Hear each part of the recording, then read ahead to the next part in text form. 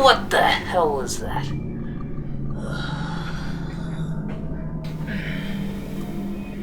String. The cheapest of cheap. What do we got here? Well, I guess it's something. Let's review it. Hello there, my name is James, and we in another dimension? Something seems odd. I have a black singlet on now, and my hair! No! Guess it was this game that did that. Alright, this is a game that you have probably never heard of. This is a game called 40 Wings Conquer Your Dreams. I rented it out in the store when I was a little kid, and I wouldn't be surprised if this is the same thing, because it is pretty much in its same case as it was as a kid. It came out in 1999 and was published by GT Interactive Studios, Software, and was developed by Eurocom Entertainment Software. Yes, Crash Bash. Also, this was released on the Nintendo 64, and I remember an official Nintendo magazine critique saying the absolutely absurd quotes of, "Move over, Mario." Damn, this must be one of the best platformer games to ever get that type of praise. Well, I'm very eager to play this after so many years. So, does it still hold up? Let's find out.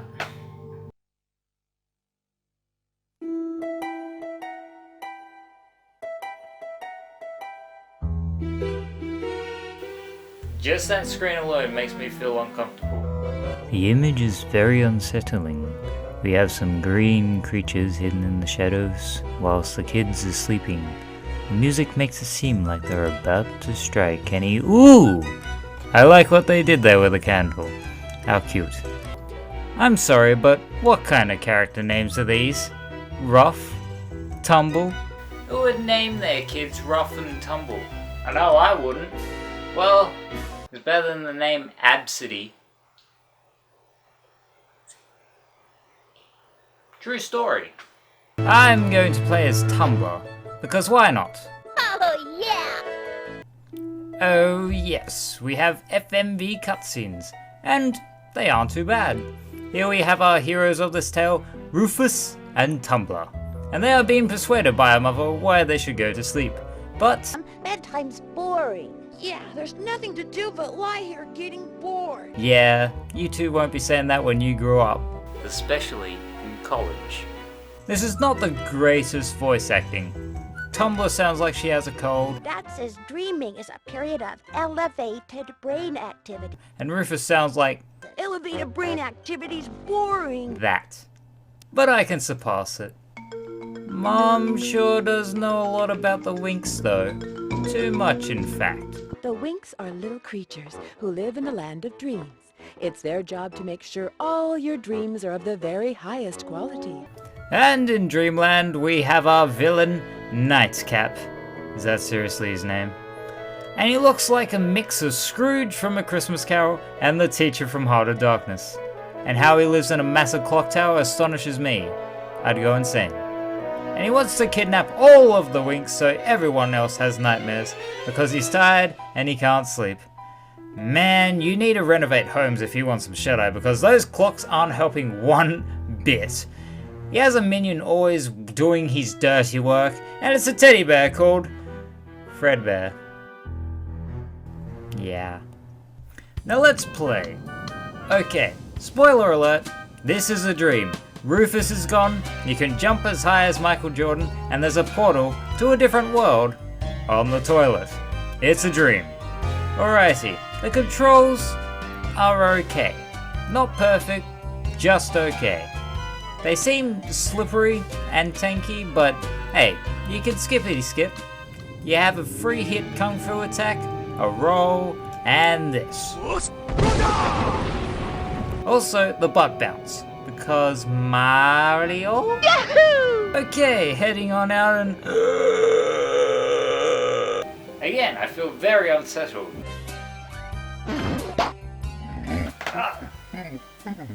Hello, Mr. Clock. Wakey. You're officially one of the creepiest things I've ever seen in my life. This room is where Mr. Clock tells us how to play the game, but considering I'm a smart cookie and I learned the controls before I left the bedroom, we'll head straight to the first world. Right off the bat, we're in Nightmare World, to stop the 3-year-old kiddie's process of finishing this section. I really like the lightning effect. That's some awesome stuff. In each world, you have 3 levels, a race, and a boss. Let's talk about the races first, because I want to get them out of the way. In the dream world, you'll encounter some baddie like Gruntilda's sister over here, flying about the place, and in order to get their attention, you have to hit them. Yes, hit them. And then they'll begin bragging about how good they are, and they then say that if you want to race, you hit them again. Why not give me a yes or no option? We'll save you the black eye. Okay, racing. You fly on a fireworks rocket and try to at least come first. The controller's pretty stiff, especially around corners, and you more or less bump into the sides or the other racer. There are speed boost rings, but they don't do so much. Racing is entirely optional, and all you get out of it is the items you've collected throughout the race if you come first. They become harder and complex in each world, no surprise there, but there is no more need to talk about racing. It's the forgettable and ignorable part of the game.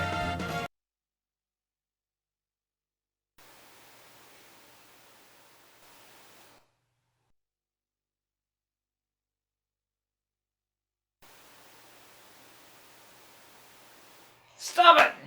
Let's get into one of the levels. Tick-tock manor, as Mr. Clock says, because... banjo? And these levels are massive. It's like a complete maze half the time. So you better look everywhere because this is a collectathon type of game. Our main objective for the level is to find all the winks in the area, which usually have 2 or 3 in each level. But it's not all that simple. We also have to find these things, which are dream keys that go onto this clock in the world hub to unlock the boss. There are always 4 on a level. Is that all? No!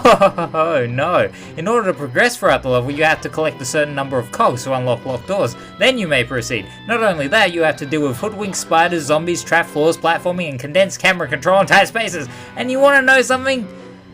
That's all you do throughout the main levels in each world. The pattern never changes. But hey, it's kept fresh with some decent level design in the atmosphere. This one is set in a haunted manor and each room seems different. One minute you're in a dungeon type area, the next you're in a room filled with bookcases, and then in a cozy fireplace. What? Also, you can jump on the piano. The other 2 levels in the world of haunted hijinks are also interesting. Witchway Woods is set in a forest that has a bunch of bats, Frankensteins, and teen jock wolves. Okay. And the other, Creepy Crawly Cemetery, is my favourite out of the nightmare levels. From the monsters and ghosts to the crooked graves and dwelling undergrounds, it's fun to go through. If you're a 3-year-old and you got past this nightmare world, I tip my hat off to you. My imaginary hat. It's there. It's right here. We better say before we go against the boss. Why is Nightcap the background image? Okay, 40 Winks is just deliberately trying to give kids nightmares now. Time for the boss.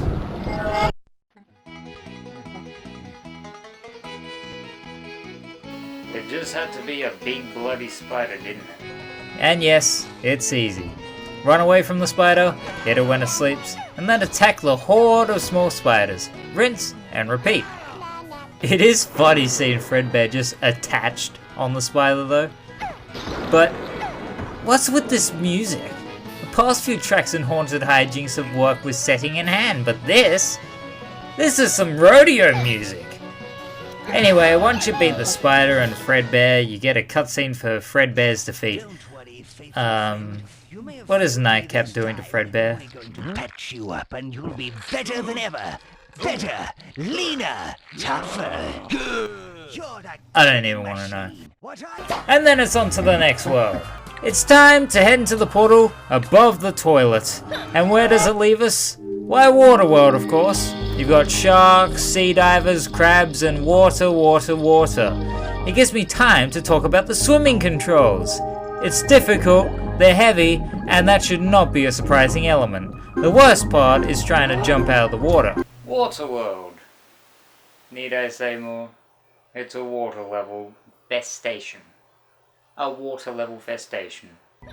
And who dreams of a waterland? I've never in my existence dreamt about water as a surrounding or a droplet, not even the depths of the sea. No, so water. Riveting. On to the third world, it's space! All I really need to say about this is there's no space physics, so it's pretty much the same as the others. But in space! Well, it gives me time to talk about the dream powers actually.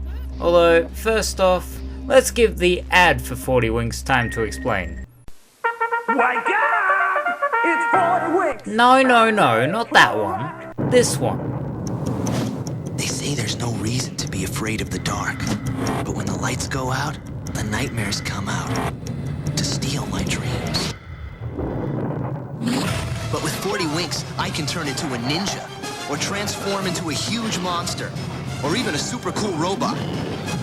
I've got the power to conquer my nightmares and rescue my dreams. 40 winks on PlayStation game console. So yeah, you jump into a jack-in-a-box that has a certain symbol on the front and turn into specific dream creations for a certain amount of time. You can be a fairy princess, a ninja, a robot, and a caveman. You become stronger but not invincible, and you have some minor differences between the powers. You can hover up to higher places as a robot, do a spinny, crashy thingy when you're a ninja, and you have a heavy butt bounce as a caveman. One annoying thing though, is when you run out of power juice, it takes a while to go back to your normal self, and you are vulnerable as well. So if you change when enemies are around, they can attack you, which is a big no-no. Dream powers, fun, but be careful. Oh yeah, space! Expect aliens. Enough said. The fourth dream world, the prehistoric age, is where the game becomes much more difficult. More enemies, more platforming, and many hazards. I died enough times to get a game over screen. And they are the most non-threatening game over screens ever. It's like, oh, you died? Back to the title screen you go then. Not a matter at all. I mean, frickin' Nightcat was too occupied on a contraption overhearing Fredbear's succession and winning. There's not so much to talk about this world. There's dinosaurs and cavemen, but there is one tiny thing that iffed me off in one of the levels.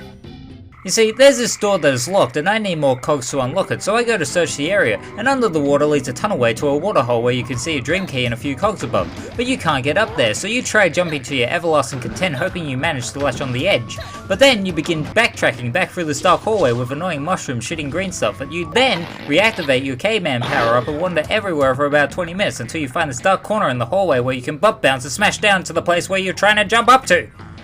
I don't know about you, but I found that a bit too hidden, especially for kids. The medieval dream world, featuring knights, skeletons, and colourful places.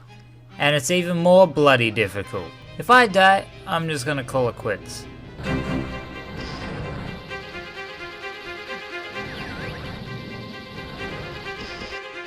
Okay, I'm a goner now. This looks like platforming hell. Come on. Ah, oh, this damn pumpkin is in the way. Come on.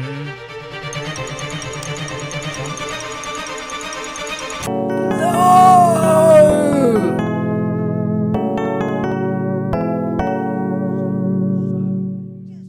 Honestly, the game isn't bad.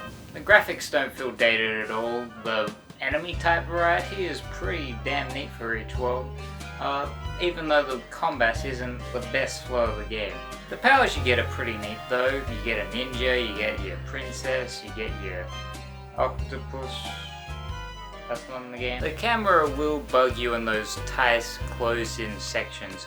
and the platforming isn't the finest. Boss battles are pretty easy. They're not frustrating at all. But for little kids it'd probably be very difficult for them. The FMV cutscenes look decent, it's just the audio is not the best. And the voice acting, Elevator brain activity's boring. yeah. But the villains are very memorable though. I like them. They were the most entertaining part of all the cutscenes. All in all, it's just okay. It's just okay. That magazine from long ago that said that so-and-so Mario quote, basically, I never felt a Mario vibe from it.